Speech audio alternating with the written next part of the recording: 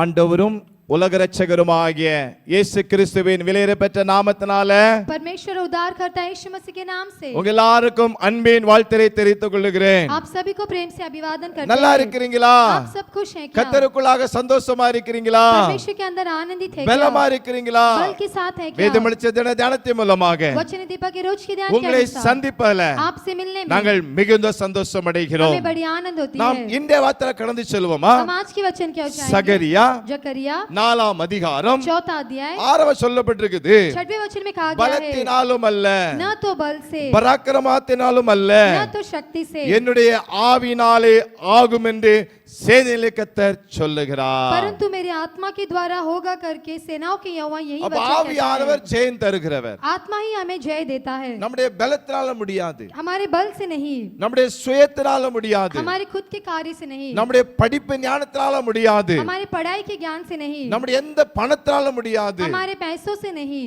ஆனால் வேதம் சொல்லுகிறது शास्त्र कहता है பலத்தினாலும் அல்ல, न तो बल से பராக்கிரமத்தினாலும் அல்ல, न तो शक्ति से, என்னுடைய ஆவினாலே परंतु ஆகும். मेरे ही आत्मा से தேவ होगा. ஆவியானவர் परमेश्वर की आत्मा உங்களுக்கு ஜெயத்தை கொடுப்பார். आपको जय को देगा. எதிராக மலை போன்ற பிரச்சனை இருக்குதா? सामने पहाड़ के समान समस्या होगी. உங்களுக்கு எதிராக பிசாசு கர்ச்சிக்க சிங்கம் போல வந்து கொண்டு இருக்கிறானா? आपके सामने विरोध जो शैतान गरजने वाले सिंह के समान உங்களுக்கு आता होगा. விரோதமாக பல கஷ்டங்களை கொண்டு வந்து கொண்டு இருக்கிறாங்களா? आपके विरुद्ध कई सारे तकलीफ को लेकर आते கலங்காதிருங்கள். होगा. व्याकुल मत அந்த होइए. ஆவியானவரை எழுப்புங்கள். उस आत्मा को उठाइए. ஆவியில ஜெபிங்கள். आत्मा में प्रार्थना कीजिए. பரிசுத்த ஆவியானவர் உங்களுக்கு ஜெயத்தை கொடுப்பார். पवित्र आत्मा आपको जय को देगा. ஆவியானவர் உங்களை சரியான பாதைகளில் நடத்துவார். पवित्र आत्मा आपको सही मार्ग में கர்த்தருடைய ஆவி चलाएगा. எங்கேயோ परमेश्वर की आत्मा जहाँ அங்கே पर है விடுதலை உண்டு, वहाँ पर छुटकारा है, அங்கே வெற்றி உண்டு, वहाँ पर जय है, அங்கே ஒரு அற்புதம் நடக்கும். वहाँ पर एक अद्भुत कार्य होगा. இன்றைக்கு आज के दिन எந்த சூழல் உட்கார்ந்து கொண்டு जो भी இருக்கிறீங்க, स्थिति पर आप बैठे होंगे, எந்த சூழ்நிலையில் மாட்டிக்கொண்டு இருக்கிறீங்க, जो भी स्थिति पर आप फंसे होंगे, அந்நிய பாஷைகளை பேசுங்க, अन्य भाषाओं को बोलिए, ஆவியில